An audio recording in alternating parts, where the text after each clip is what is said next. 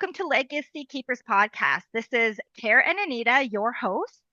And today our topic is historic events, rise of the digital age. And I really wanted to talk about this one because my digital day started horrifically. Yes, it And did. right, and this is something that I think that that happens to us ongoing. It does seem that the younger brains are so quick with the digital changes. And our older brains just take a little bit more time to deal with the complications of the digital. I think sometimes, Anita, people make assumptions that middle agers, the boomers, seniors, retirees, whatever, don't understand the digital age or can't use the digital tools. And I take exception to that because I think I'm a very technologically savvy person and I love the digital age and digital tools. But it doesn't always work well. And that's what Mhm. I wanted to bring up today. And I wanted our listeners to know that we stand with them in solidarity when they have to update their computer and then they got to plug in their headset and then their phone isn't working and then they have to restart and then they have to reconnect this and then their internet all drops down, and when all of that happens at the same time, that's where things get really frustrating. And that's what my day was, even just starting to have this conversation with you, and Yeah. nothing was working well. Whereas yesterday it all worked just fine. And I'm like pulling out my hair going, what's going on? And maybe if I was younger or my brain was a little bit more elastic, I would have just been able to roll with the punches. But there was a moment where I was not connecting with you and I didn't know what to click. And I literally sat there. You couldn't see me online. I sat there and I was like, I don't know what to do. Well, you know what it made me think of is like I would say in the 60s and 70s for sure, and even into the 80s, when one of the things women were looking for in men was, someone who was strong, who could build their house and fix things in their house. And now it's like we need someone who can fix our computers. And I married a computer engineer, so I'm lucky.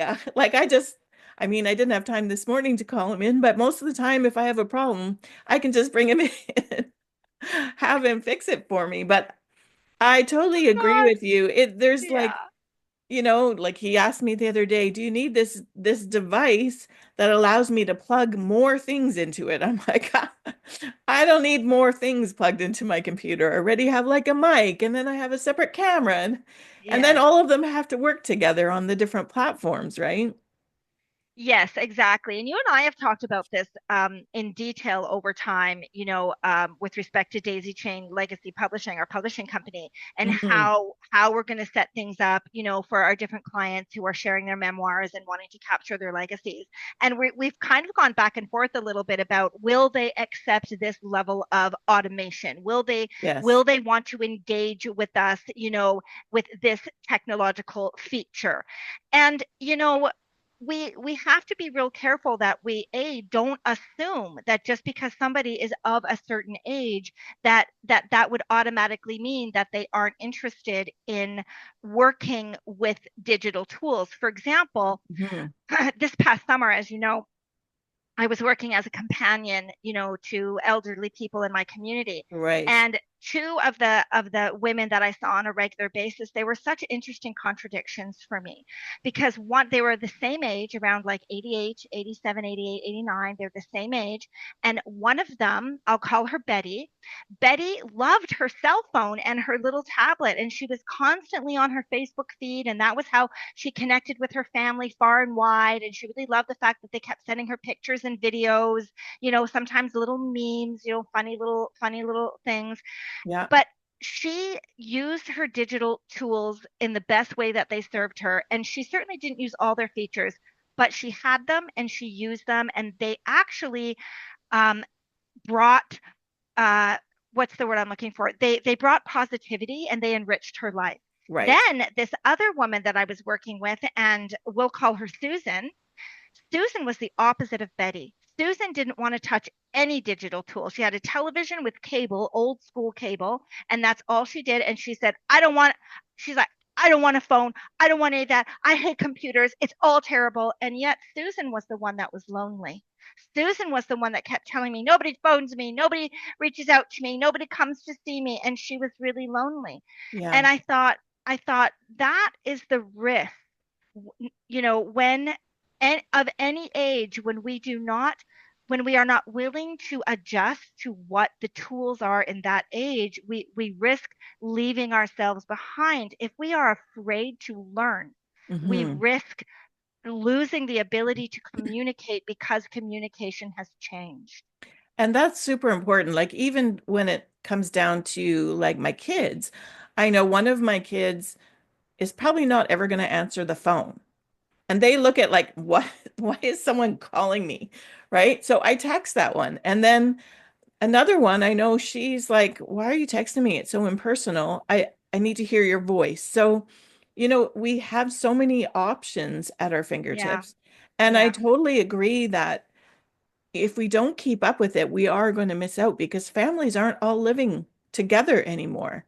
no, And no, grandchildren, for someone who's older and has grandchildren who have phones, if you want to talk to them, you have to adapt to the way that they communicate. We can't expect them to do the way we're used to from our past, right? exactly.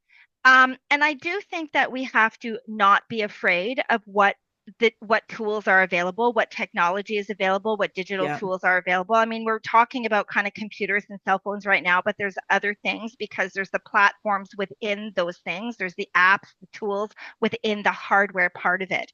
But Yeah. at the end of the day, it's like, if you don't know how to do something, ask, learn, take a course. Mhm. There are courses that Ask your that you can grandchild to teach you. ask your grandchild, be that cool granny or that Yeah. grandpa who is like, hey, how do I do this? I mean, Yeah. yes, we kind of joke sometimes about how, the grandmothers post things on Facebook that are a little bit maybe socially clueless, but Yeah. that's okay. That is, at the end of the day, we can all learn what is the lingo of the day, what are the parameters of how we use these tools by asking our friends, asking people like us, because we're going to Mhm. be here. And even though we're not perfect with it, if we have somebody come to us and they're not sure how to use a tool and we're helping them with their memoir, their legacy, whatever, we're going to say, hey, this is how you might use this tool. Let us work with you in that regard, right? Because Yeah. let's not be left behind. Let's Well, embrace it. and if we're open, we'll discover some of them aren't that hard to use, like Right. I recently moved and my parents who are in Ontario haven't seen our new place and they don't have an iPhone, so we can't FaceTime.